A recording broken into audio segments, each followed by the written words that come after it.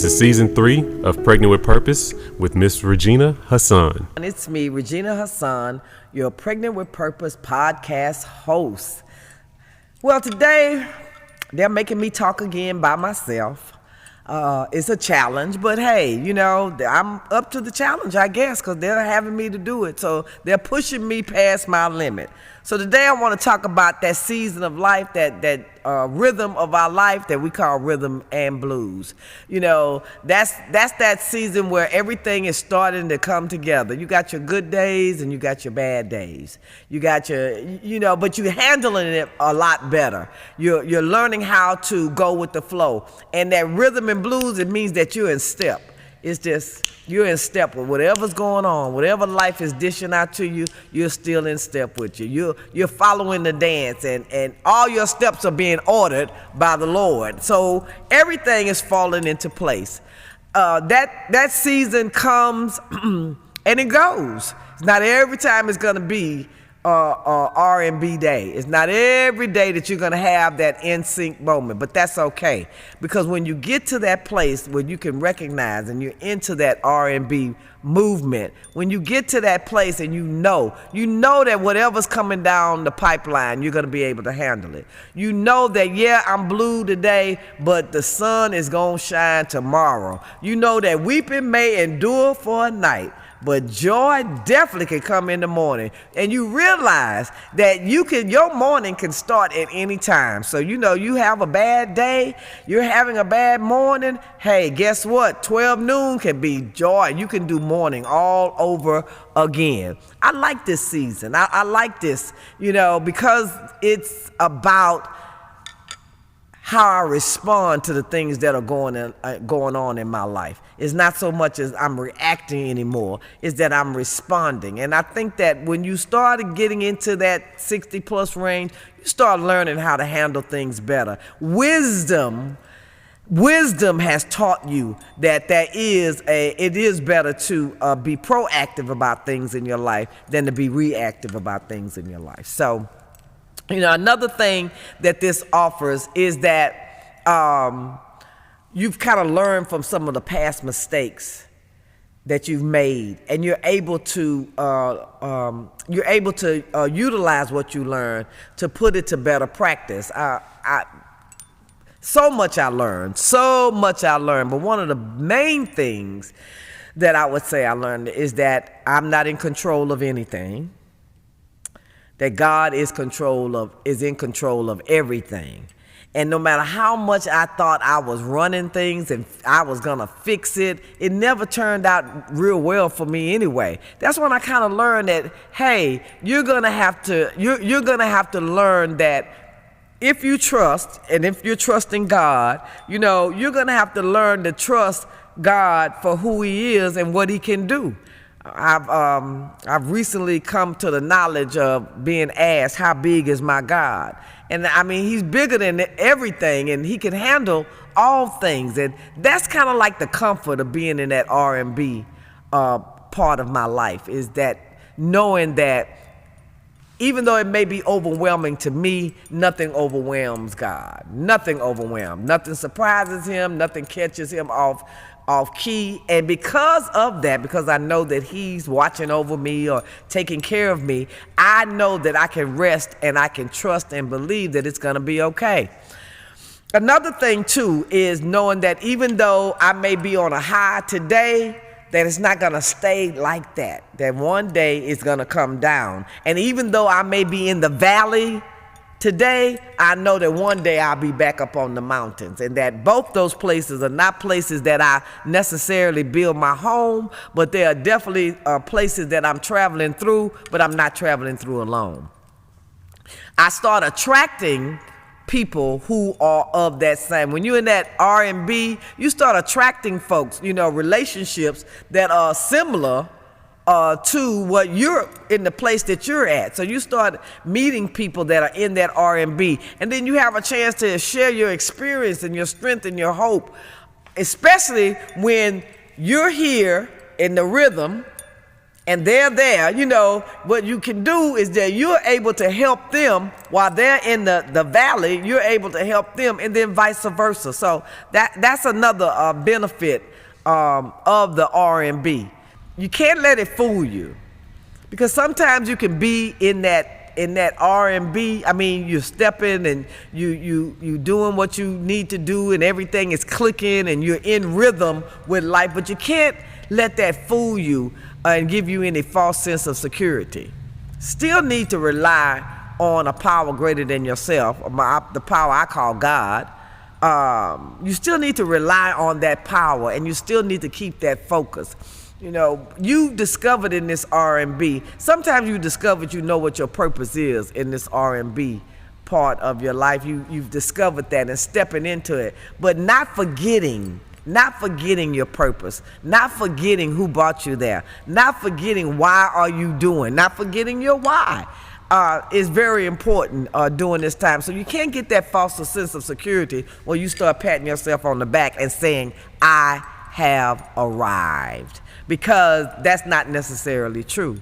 And especially like for people 60 plus, that's what this whole thing is about. Recognizing and understanding that there's still more to life, there's still more to who you are, there's still more to who we are than just our ages. I am definitely of the belief that whatever takes place during this time, that even though it may be insignificant to me or the people here right now, is somebody, it may talk to them and speak to them wholeheartedly. And that's why I push through and do it. Because even though I seem like, hey, nobody's really interested in this part, nobody's really interested in what I have to say regarding this matter, there's somebody out there, this may be for you. This may be something that you need to hear. And I'm real happy to know that God would use me in that way.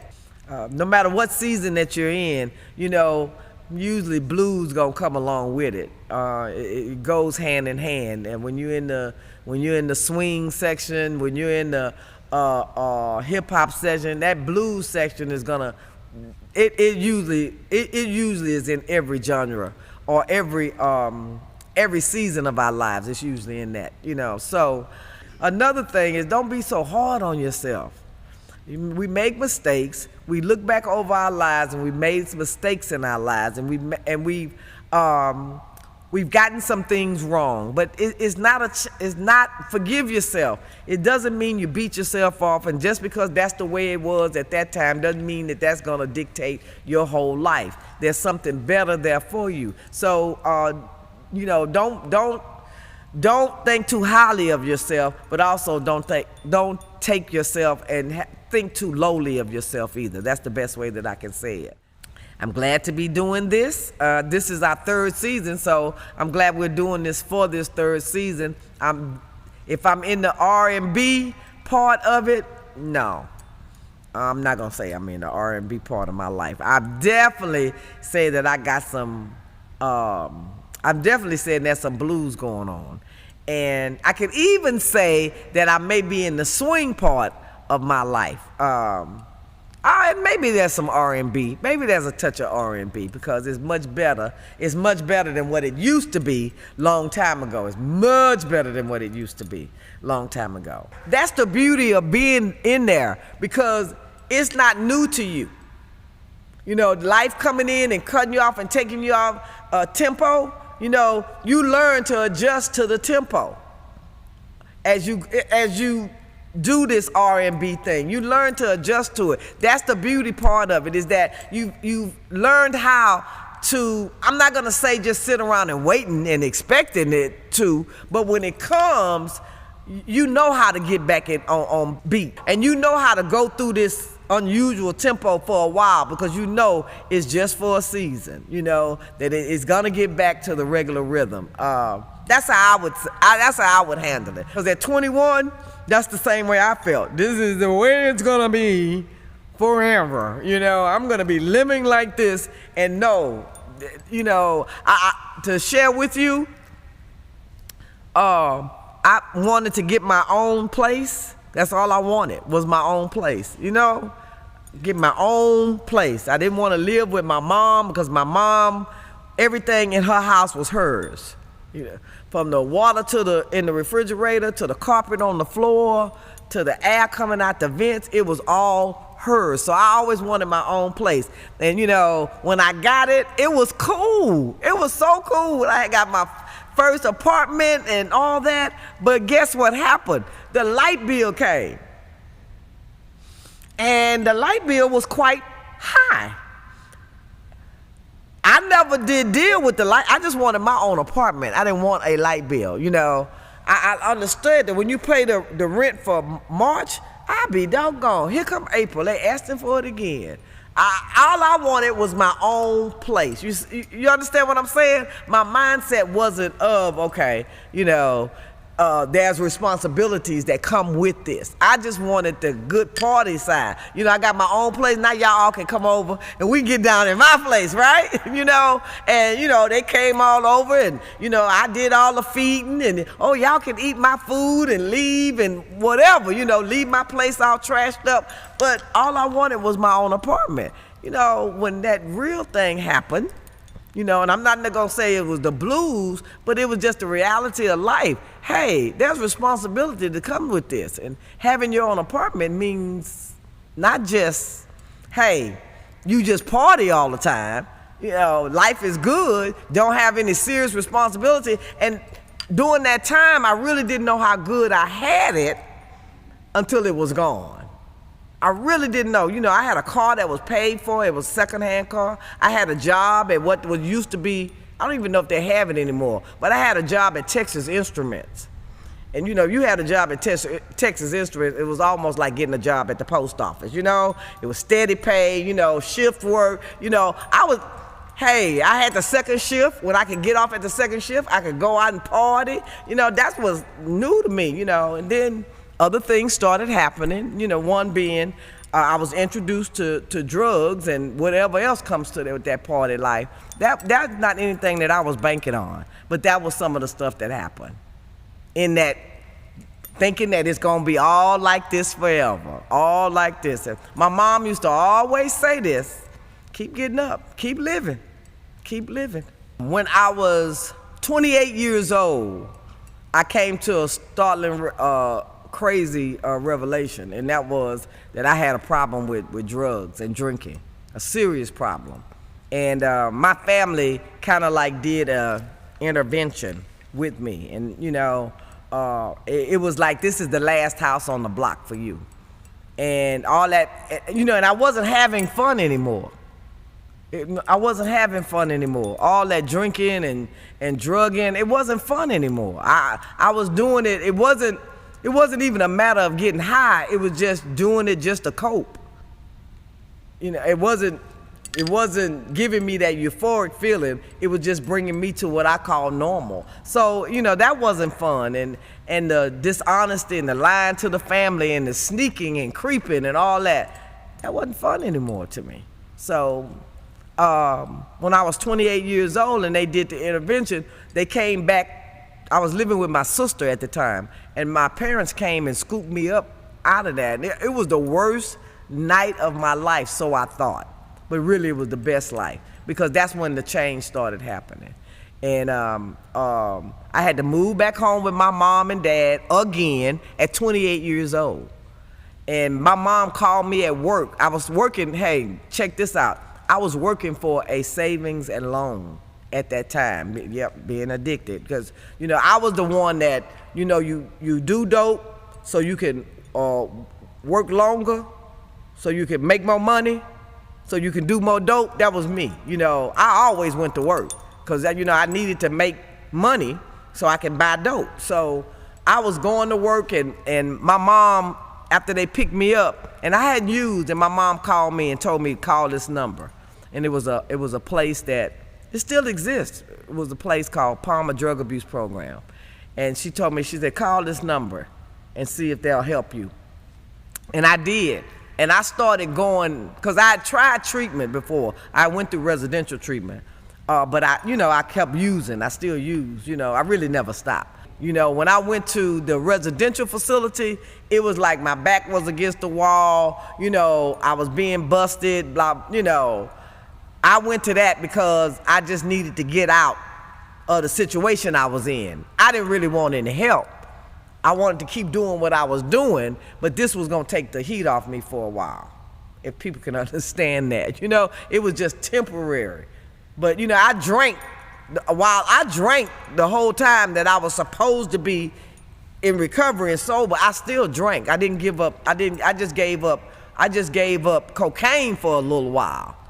But when that intervention came and my parents said, this is it for us. We done went through with you at residential. We're not gonna keep doing this with you. We're not gonna keep doing this with you. And I got serious, and I got used to certain things like sleeping in a bed, going over to the refrigerator. I got used to that, and when I knew that they were serious when they said, hey man, this is the last house on the block. You don't get your act together. So that time, it was really put in my face, and it was really serious. So when I went to Palmer Drug Abuse Program, and it was like a 12-step program. It wasn't inpatient or anything. I didn't live there. I just attended the meetings. And when I started going there, my life started changing. I ran into some more people that were like me. I got introduced to other 12-step programs like Cocaine Anonymous, Narcotics Anonymous, Alcoholics Anonymous, and I found a whole different culture of people who were living their lives one day at a time sober. And that was April 10th of 1986. So this year I'm in my 38th year of recovery, of sobriety. So the difference was, man, it was just real serious. And I knew if I lost my family and lost that, everything was gonna be lost. So, that was the difference for me. Like I said, when my dad drove me home, my dad told me something that I always remember. He said, you could do this. He said, all you gotta do is ask God to help you.